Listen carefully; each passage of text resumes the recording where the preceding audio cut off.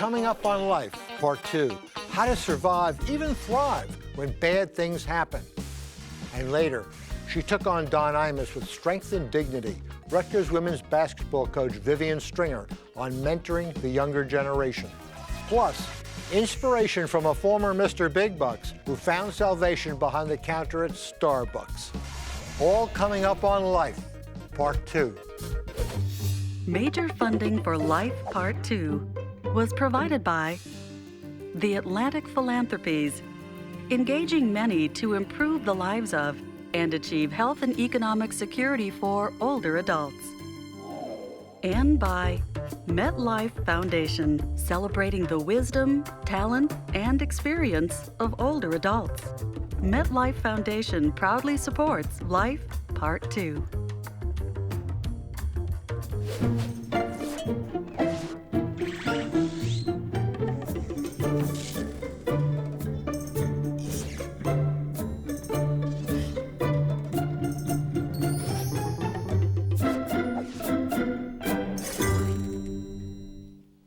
Welcome to Life, Part 2.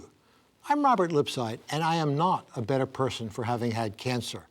For a while, I was even a worse person. I gave myself permission to be short-tempered and judgmental, always in the cause of righteousness. Right. I remember once in the hospital, I was in robe and slippers, my chemo bottle swinging from an IV pole. I chased a cigar smoker out of the cafeteria. It was years later, having calmed down to my everyday level of repressed rage, that a little retrospective empathy creeped in. Who knew what demons that smoker was trying to blow away? What family member was sick upstairs? How that cigar might have been his only solace? If cancer was such a path to enlightenment, I would have tried to offer him some comfort. I guess cancer might offer a way back to who you really are. Some of your defenses have been cut away, masks have been burned off. Basically, nice people often become nicer, nasty people nastier. But I can't help feeling suspicious of the happy talk from psychologists and patients and even doctors who present cancer as an opportunity to start fresh, find self-love, and write a memoir about it, as I did. Surviving cancer, surviving any kind of major disease, is not about self-improvement. It's about getting back as quickly as possible to everyday life, to health, to who you were before your cells went crazy. It may be consoling to think every tumor has a silver lining, but I think that only works for people who feel the same way about clouds. As for cancer, just get over it. I know, easily said, stuff happens. Suddenly you're seriously ill, or you lose your job, or you lose a spouse. Some people manage to survive and even thrive. With us are three people who can offer us advice I hope we'll never need, but just in case. Kate Braestrup's husband, a state trooper in Maine, was preparing for a career in the ministry when he died in a car accident. She took up her late husband's calling and became a chaplain for the Maine Game Warden Service. She tells this story in her memoir, Here If You Need Me. Cheryl Gore Felton is an associate professor of psychiatry and behavioral sciences at the Stanford School of Medicine, where she studies the effects of stress and post-traumatic stress on health and recovery. Dr. Stephen Kopecky, a two-time cancer survivor, is professor of medicine at the Mayo Clinic, where he specializes in cardiology. Welcome, everyone, to Life Part 2. Steve, I know that, unlike me, you became a better person after cancer. Could you tell us about that? Well, you know, the first cancer I had, I was in medical school, and I was unmarried, had no kids, and it was just kind of an inconvenience. The second one, 15 years ago, I had 3 kids under age 7, a wife, a career I was working on. It was very different. And I really was, I went through a lot of the stages that you get. You know, first you deny it, and then you get very angry, you know, why me? And you're kind of in shock. And I finally said, okay, I've got this. Now what does it mean to me? And it really meant to me, in a simple phrase, was every day was like Christmas. If I made it through this thing, every day is a day I can open up and just enjoy. Did you do this all by yourself? Well, I had some help. I had a lot of help from Who the helped chaplain. you? Yeah. Well, I remember one of the priests at Rochester Hospital helped me. And my biggest thing was the guilt. I was, designed to work and, do things and all that. And I said, the problem I have is I'm not working, and I'm not being the breadwinner, and I'm not doing these things I'm supposed to do. He said, listen, you have a board of directors meeting tonight in your brain, and you call everybody in there, you're the chair of the board, and if you call the board in, it may be your grandmother, your father, your third grade teacher, whoever it is telling you you have to do these things, and say you need to get yourself better. And when this is all over, you'll go back to work. And I thought that was the craziest thing I ever heard. I did it that night, and it was one of the best things I've ever done. Yeah, Kate, do you believe that what doesn't kill you makes you stronger? No, I don't. And I'm very careful about this because I'm often presented to people, even in the field, by game wardens. You know, they'll say, well, our chaplain's coming, and she's really nice, and she lost her husband, you know.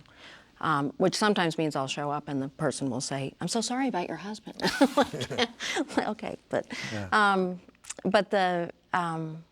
I think that I'm often, one can be presented as sort of a model, like, you can be like this too.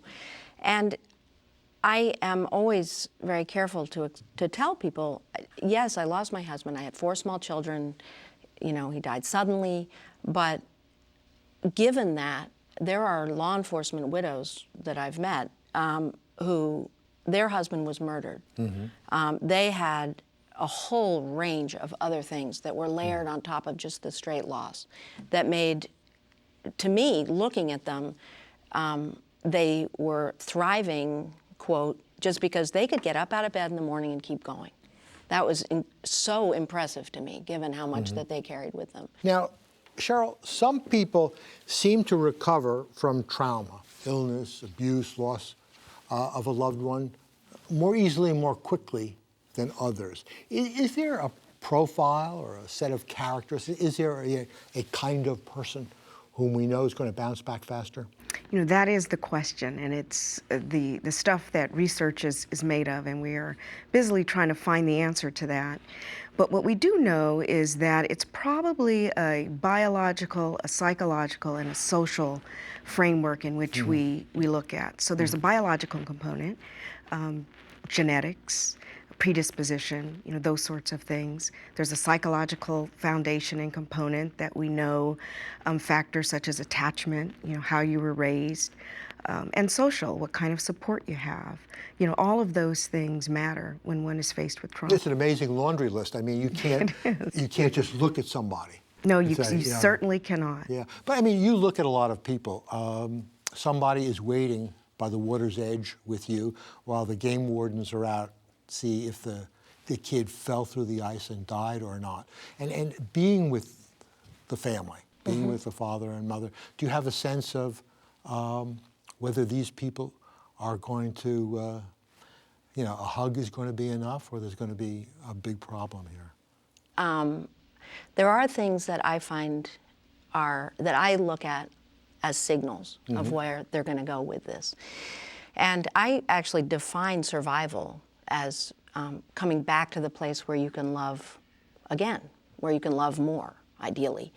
And one of the things that I am looking for, and I have to say that I usually find, is that they are able to look for love and accept love, even in the context of this awful waiting, either for news or for the body. And what I look for is, and what I usually get is, that here are these people who are waiting for news I don't want to even start to imagine. And they will look around and say, I didn't know there were this many people who are willing to help us. Who And don't that's even one of know the us. psychological Yeah. components that That's you exactly talked about. right. That's exactly right. Well, you must see people who have more or less the same diagnosis and prognosis in your mind, kind of have very different outcomes. Oh, boy, that's so true. Some people's hearts just don't pump well, and one person does wonderful and lives for years and years, the next one just dwindles. I think a lot of it really is attitude and how well you're going to accept this. I mean, a lot of it's physiology, but beyond, if the physiology is the same, the disease is the same, a lot of it's attitude. You have to somehow accept it and say, listen, I've got this thing. Now, what do I need to do to really make myself better and get through this? And also the idea that some people feel somehow victimized and singled out, rather than, certainly in the case of many kinds of illness, it's kind of a random drive-by. Yeah, and the ones that can't get through that, and we all feel victimized. When something happens, you said, why me? Why my husband? Why whatever? We all feel that way, and hopefully that's a finite amount of time. It's the ones that it keeps going on and on and on, and you say, wait a minute, you've got to get over this, you've got to deal with this, and they can't. Those are the ones that really need the help. You know, we really look for some cues in terms of who's going to likely do well and who's not. And it's not, 100%. But for people who are hysterical in the midst of hearing either some traumatic news or experience it, and they're not able to recover from it rather quickly, those people we worry about because they're not able to process what's happened and put it into perspective or meaning that's going to allow them to do something with it that's going to be helpful to them. But we also worry about the people who are uncharacteristically quiet or subdued. And those are the two people that I'd want to go to and really draw out. But it does seem that those are such characteristics that one can't really prepare not to be passive, not to be hysterical. I mean, that's going to happen, isn't it? Is there anything that you can do to give the person the right attitude, or is it too late? Oh, it's never too late. You know, that the old adage, you can't teach a dog new tricks, that's not true. You know, I had an aging dog, and we taught her new things every day. So. And when we are faced with a trauma, there's an emotion type of coping and there's a problem focused type of coping. And the emotional coping things that we do are things like praying, things like wishful thinking, and all those things are very, very important. But there's a practical side of coping too, and that's, what do I need to do? Do I need to take my medication? Do I need to get to my doctor's appointments? Do I need to stop smoking? Do I need to diet and exercise? And we really need both of those in play. How important is the family around them? The family is extremely important because in the heart disease issue, as compared to cancer, you get cancer and you know you're going to have it in years and years. Heart disease, half all heart attacks, that's your first symptom, boom, heart disease. And half of those people are dead within an hour. And so the family is extremely important, and they have to come from all over the place. I mean, they're at work, they're across the country, whatever. It's not like cancer where people are kind of there waiting. And the family is so important to support people. And you mentioned just like when you, the families that see all the people helping them work. I remember when I was in church and they would say, we're going to pray for, for Steve. That's a huge, huge power you get from that, from knowing all these people. Even just a simple thing like we hope you do better, we're praying you do better. That social support is so important. Well, the two things that I really come out of this is one, be in the best shape that you can, and have as many really good friends and loved ones around you as possible. Thank you all so much for joining us on Life Part 2. A heroine of mine is Vivian Stringer, the Rutgers women's basketball coach who made headlines for her fearless, straightforward defense of her team after sexist slurs by radio personality Don Imus. Where did that strength come from? Her recent memoir, Standing Tall, is a story of a woman who overcame great adversity to become a mentor, as she puts it, to the next generation of leaders. And that's the story we focused on when we sat down to talk.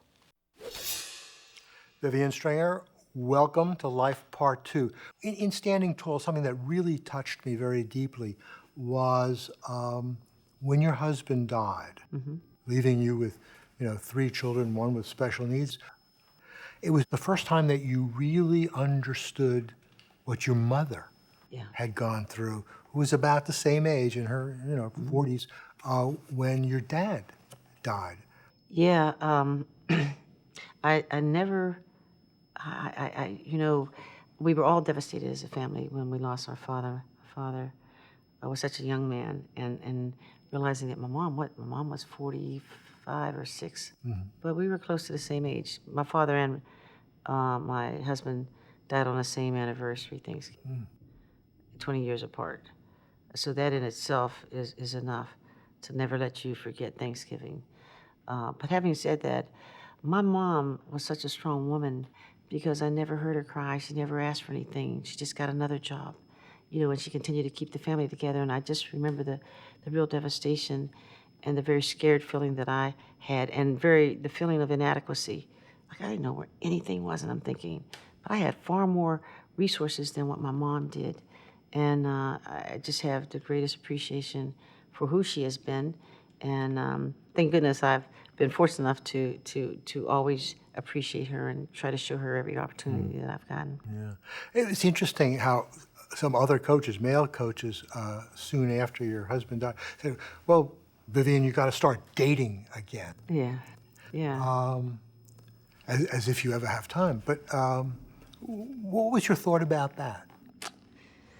I thought that I was glad that to at least hear it because I wondered what people were thinking, you know, just in terms of people would just come by, hey, how you doing? But this guy was like, you know, what, you're a young woman, just, you know, you need to start dating again. And I thought, I really don't have time, just as you said. I had 2 sons, and Nina, who has 24-hour, 7-day-a-week care, and with this basketball that is so consuming that I didn't. But my thought is that I think that if it were to happen, I would welcome, I would know it. But I think that it would be difficult because as we all form our lives, and my daughter is always going to be a major part of my life, I think that it's much more difficult because there are not too many people that are willing to embrace, you know, all of the issues because I have a lot of things that I'm dealing with. A lot of us are dealing with younger people in the workplace, sometimes our bosses, unfortunately, children. How do you deal with younger women, understanding their culture, their language, where they're coming from, without losing your authority? You're the coach. You know, it's interesting. I think that I understand quite a bit from the young women that I work with, considering that they're between the ages of 17 and 22. I have to be and I am in tune as much as possible with the young people because that's the group that I need to inspire and motivate. And certainly I continue to ask them questions because I want to know about the things that they come in contact and the ideas that they come Well, in you've been contact doing every this day. obviously throughout your coaching career. Have the young women changed? Has the culture changed? Yeah, I mean, and I think that it's changing rapidly. The internet and the ability to exchange ideas and to see the world, you know, quickly and to see news as it happens, it allows people to form opinions and to move and change very quickly. I definitely see a change. Well, have the changes made it harder or easier to create dynamic teams? I think that it's made it more difficult. And the reason why I say that is because, you know, years past, when you talk to a young person about the family concept, that is that we make sacrifices and we do everything that we can for the sake of family, my reference was that I came from a family, a mom and a dad, if you will, traditional family, hardworking. Nothing was more important to me than, you know, to make my parents proud. But young people today don't have an opportunity to sit down as much at a dinner table or to see both parents because if we are fortunate enough to have 2 parents, those parents many times are exchanging highs and goodbyes as they're going out of, you know, from one shift to the next and through the door. It almost seems to a great extent that family is a rather foreign concept in the true sense of that. But I can tell you that young people, as has always been and as I do believe will always be, want to be embraced and they want to be a part of something that they consider to be special.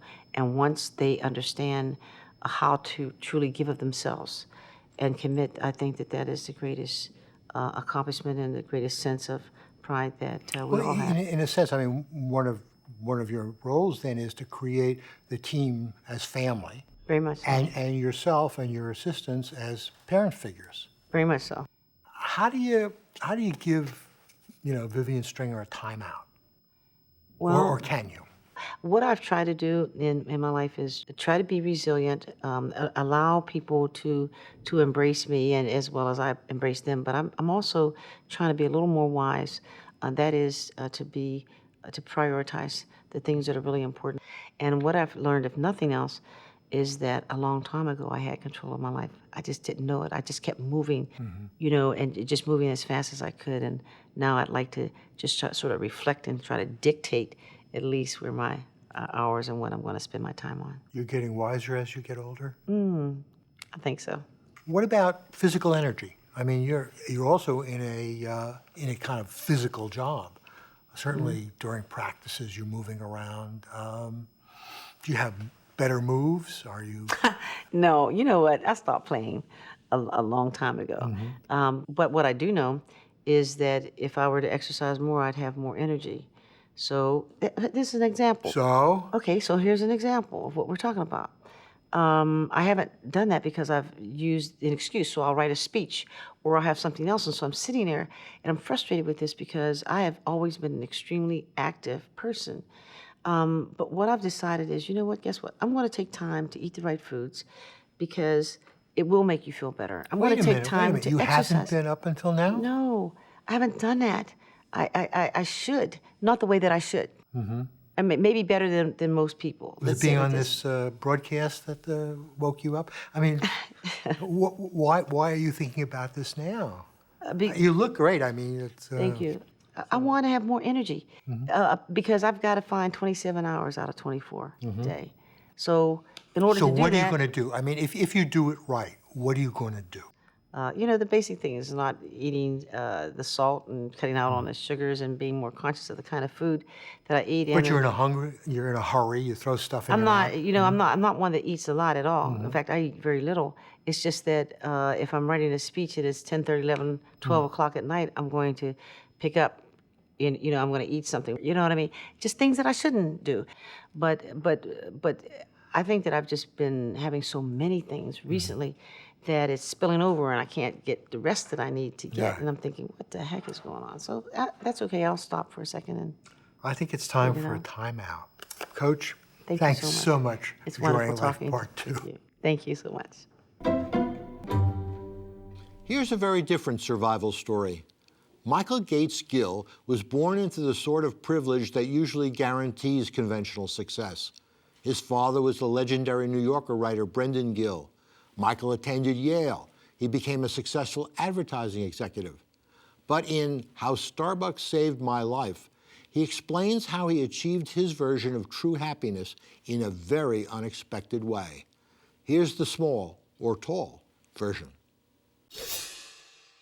I'm so grateful to be talking with you today.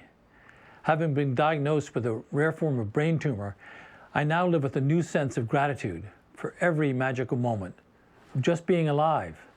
My brain tumor has turned into a surprising kind of blessing, just one of many surprises that have come my way with advancing age. At 53, I was surprised when I was fired from my 6-figure salary job at an advertising agency. I realized too late that I had made a fatal career mistake, growing old. Shortly afterwards, I got divorced and lost my big house. Then I made another major mistake. I went for a routine physical at 63. At 63, there is no such thing as a routine physical.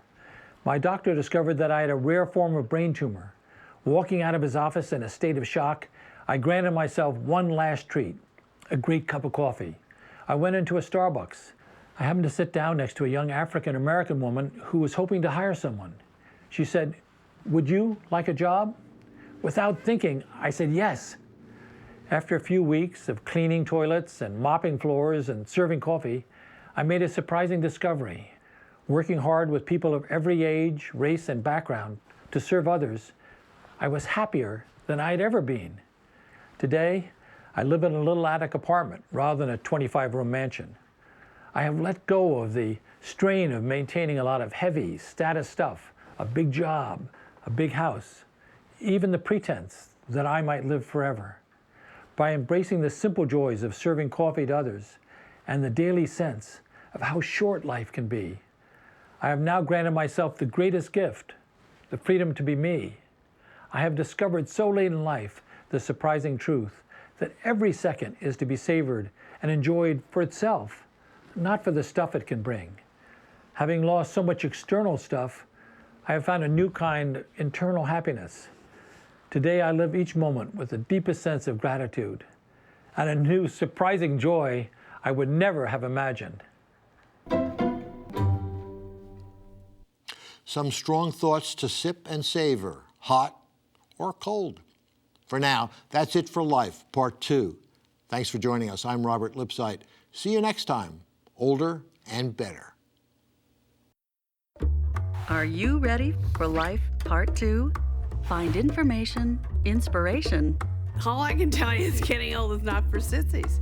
and insight on life after 50 on PBS.org. Thank you.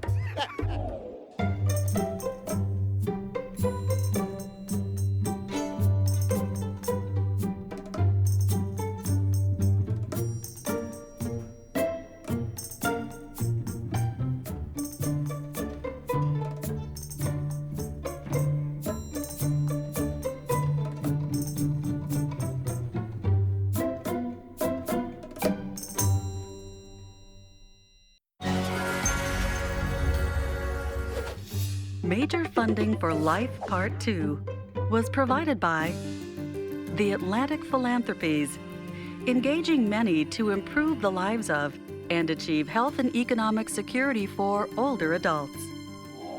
And by MetLife Foundation, celebrating the wisdom, talent, and experience of older adults. MetLife Foundation proudly supports Life Part 2.